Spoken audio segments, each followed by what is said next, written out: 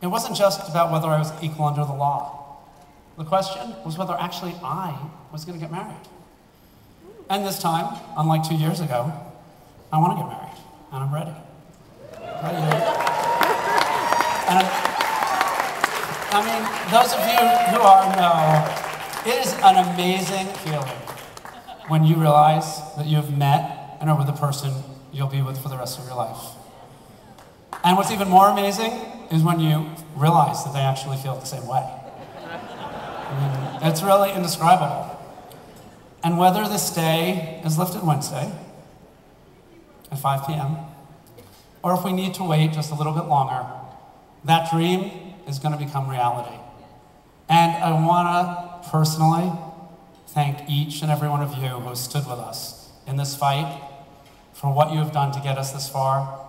And I want to thank you for what I know you're going to do in the next 3 months in this election and the years ahead, so that James and I, and so many other couples, many in this room, can realize their dream. Thank you all so very, very much.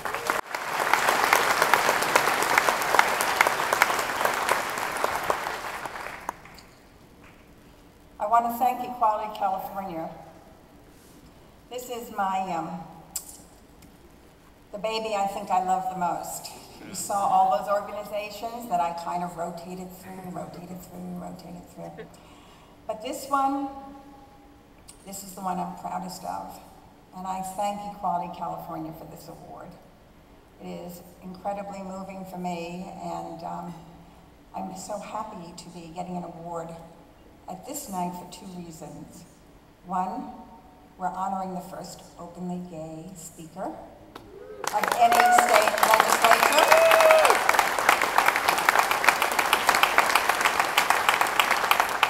So congratulations, Mr. Speaker. And 2, it is the week for marriage.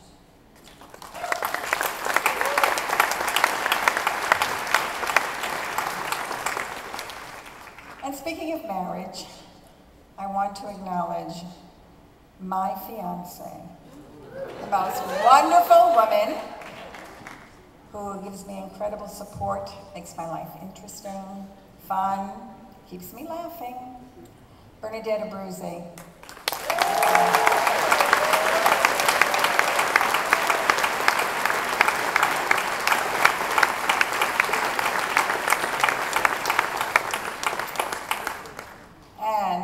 My mother, who proves the point that when you find out your child is a lesbian and you don't know any either,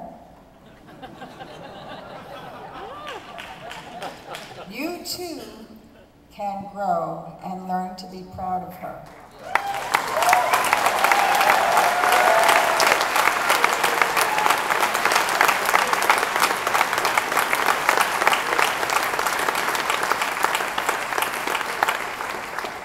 And I'm very proud of my mother, because I have seen her become such a wonderful human being and come to every one of these dinners.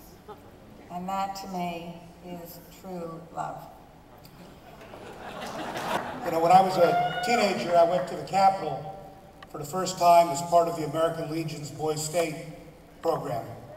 I was a 17-year-old kid, and I was awestruck standing in the chamber when I knew that in the history of the state of California, only a handful of Latinos had ever served there before, and the thought of a gay man serving a state office was unfathomable. In my place, I think you all would understand how lonely and isolated it felt, knowing that I was in this hallowed chamber where so many of our great laws were debated, but knowing that I had virtually no likelihood of ever having the opportunity to serve there myself.